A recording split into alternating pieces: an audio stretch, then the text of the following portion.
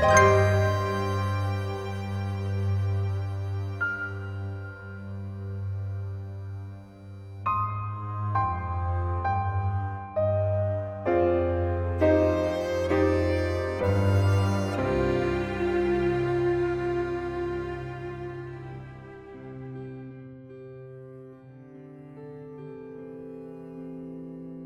the early 22nd century, Terra stood at a crossroads.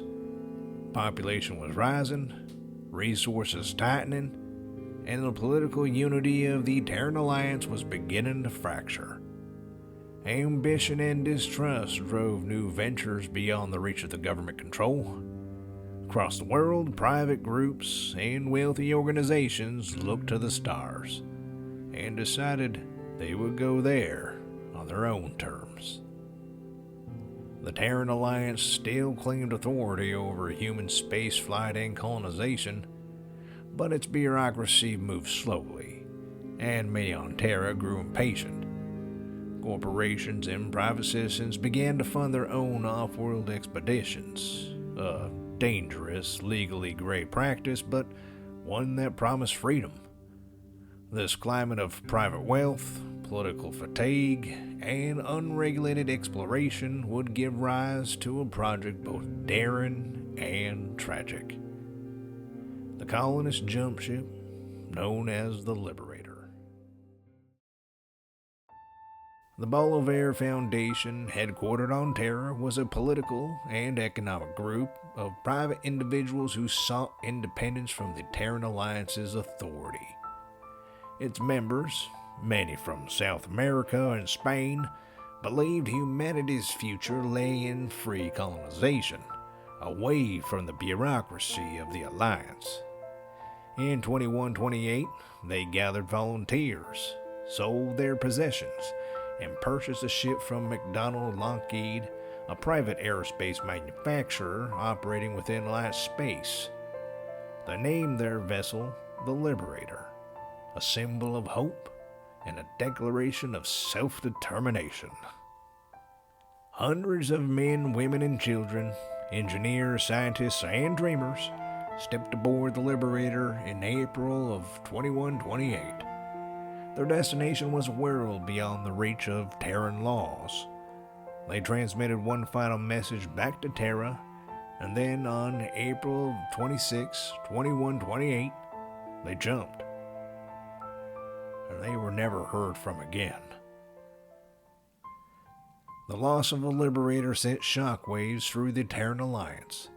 Public outrage turned quickly to fear. Fear of unregulated colonization. Fear that others might vanish the same way. Within weeks, the colonization procedure referendum was passed.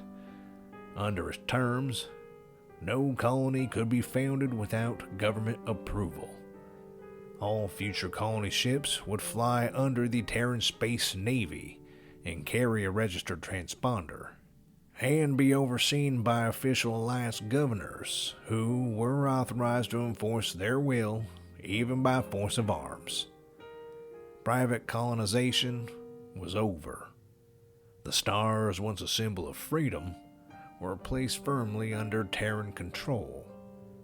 The Liberator's disappearance had reshaped humanity's reach into space. For over 900 years, the Liberator was only a story, a ghost ship of the early diaspora. But then in 3066, scavengers operating within the Free Worlds League found a massive derelict in deep space. Its hull matched records of the Liberator.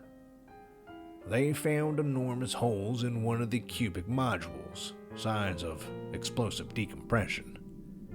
Inside were mummified remains of the crew.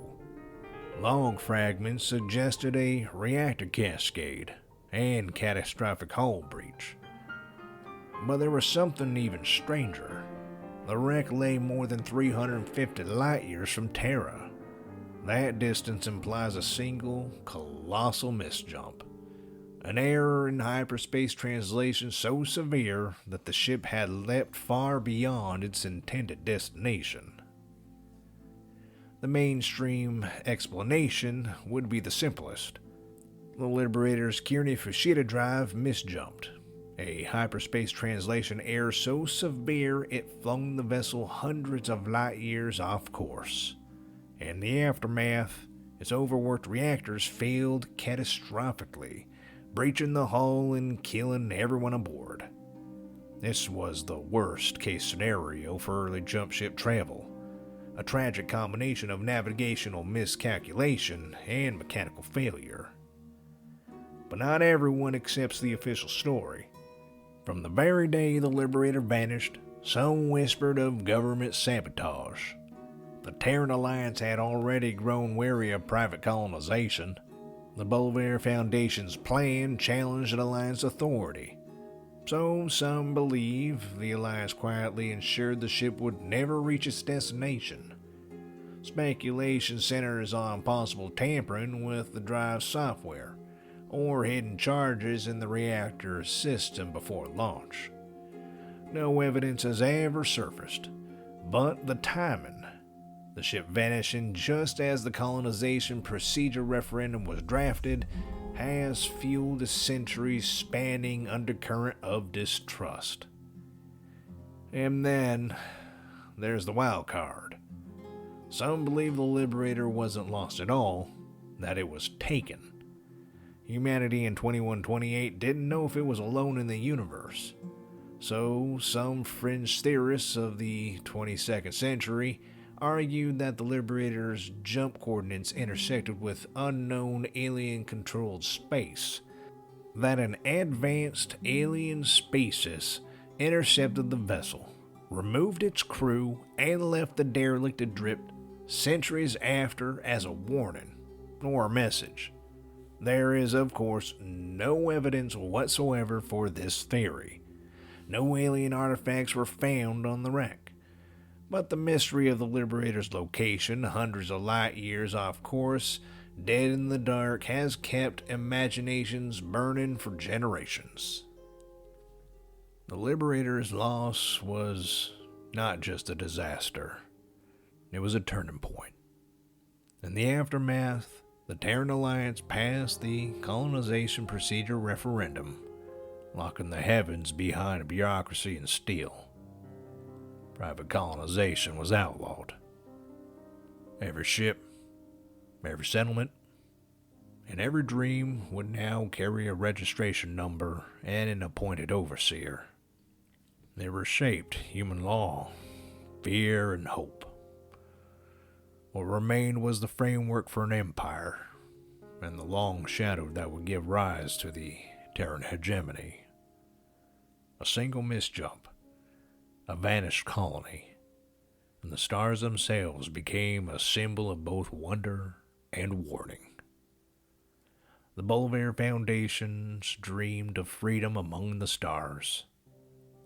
Instead, they became a lesson carved into history, a monument to the cost of defiance, and to the fragile courage of those who dared to leave home before the universe was ready to receive them.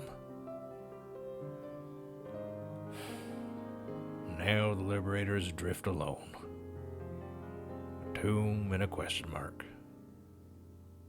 its secrets sealed within the cold of interstellar night. The void is vast, and the stars indifferent.